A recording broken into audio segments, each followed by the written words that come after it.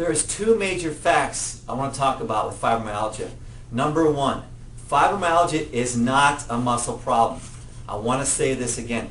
Fibromyalgia is not a muscle problem. I know this is probably confusing to most of you that suffer from fibromyalgia because patients tell me all the time, Dr. Haas, it feels like a muscle problem because my muscles in my neck are stiff, they're sore, I'm having pain in my neck. My shoulders bother me, I'm having problems and pain in my shoulder. My lower back is stiff, it's sore, it's painful. The muscles are hurting are nothing more than a symptom of an underlying cause, which we will get to in a few minutes. So if treating the muscle pain were to fix your problem, you would not have fibromyalgia right now. So there has to be an underlying cause. And this leads to my second point, that the latest scientific research states about fibromyalgia and chronic pain is that fibromyalgia is a neurogenic condition. What this means is that it's a brain-based condition and the pain is generated from your brain. Let me explain this as simply as I can. You see, the problem is coming from an overfiring of the upper brainstem, which is this part of the brain, right in through here. There are three parts to your brainstem. The upper, which is the mesencephalon, the middle is the pons, and the lower is the medulla. Normally, when your brain is working right, your brain fires down to this lower brainstem. When it fires down to this lower brainstem, it slows down the upper brainstem, which is this part right up through here. So the brain fires down to lower brainstem, which slows down this upper brainstem, the mesencephalon.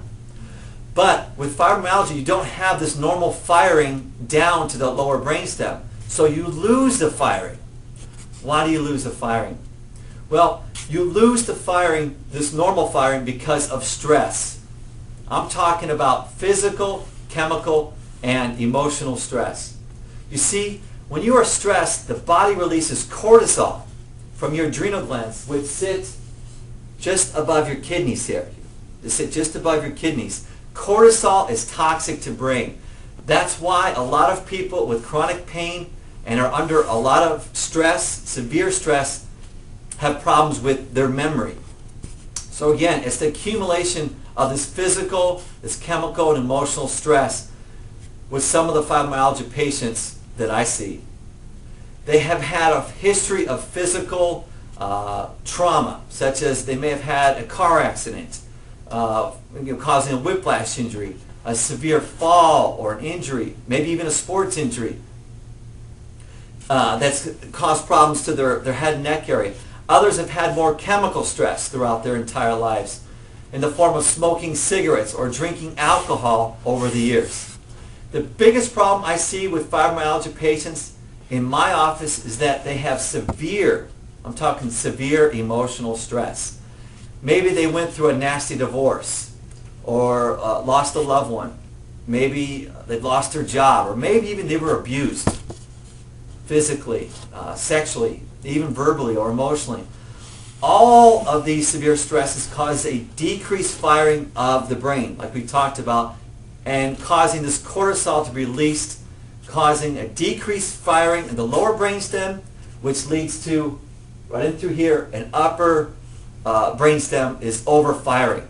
You see, when this upper brainstem overfires, it drives down the spinal cord and it releases catecholamines and norepinephrine into the bloodstream. These chemicals cause the type C nociceptor fibers, which are pain fibers. I'm talking small, very small pain fibers, to become excited.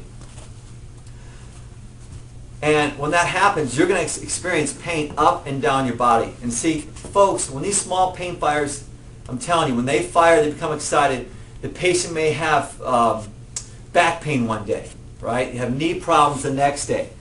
There may be headaches a week later, or shoulder problems that same day, or arm pain.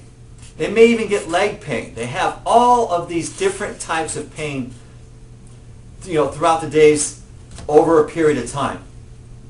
Let me just talk to you about cortisol again. You see, we said that these chemicals are released into the bloodstream. Why is that? Well, let's go back to that stress response and find out what's causing this. Well, what happens is that deep in your brain, you have an area that's called the hypothalamus. And when you have intense stress causes the hypothalamus to release what is called, it's a big fancy term, CRF, corticotropin release factor. This will then cause the pituitary gland to release ACTH. This is another big fancy word, adenocorticotropic hormone. This hormone, this ACTH, drives down the spinal cord, and then that's what stimulates the adrenal glands to release cortisol. Now, when a medical doctor diagnoses fibromyalgia, they're going to find at least 11 of 18 trigger points. And the problem is with this is that the doctors may only find, say, 8 trigger points, right? The doctor may tell a patient that, you know what, it's all in your head, I'm sorry, and go out and exercise. Well, you know what, this is crazy, especially if you can barely put one foot in front of the other. You're not just going to go out and exercise. I'm sorry. So that's the way a medical doctor will diagnose fibromyalgia.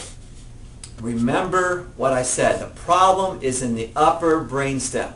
See, this upper brainstem is overfiring. Again, that is the problem. When the upper brainstem overfires, it drives down the spinal cord by a big fancy term again called the IML, the intermedial lateral cell nucleus.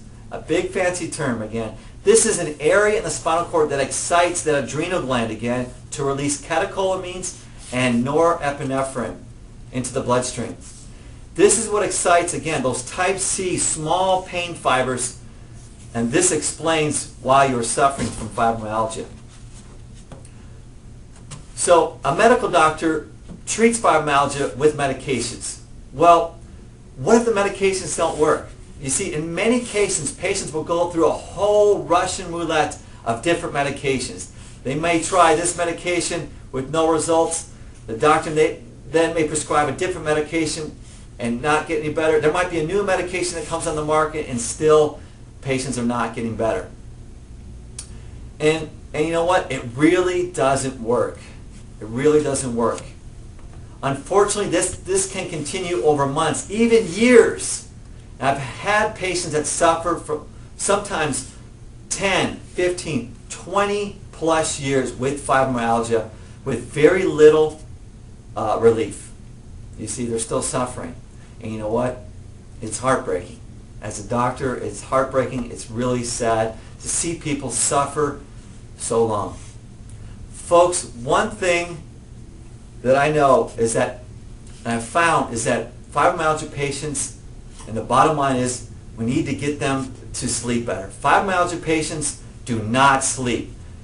The reason is they do not sleep is because of that overfiring of that upper brainstem.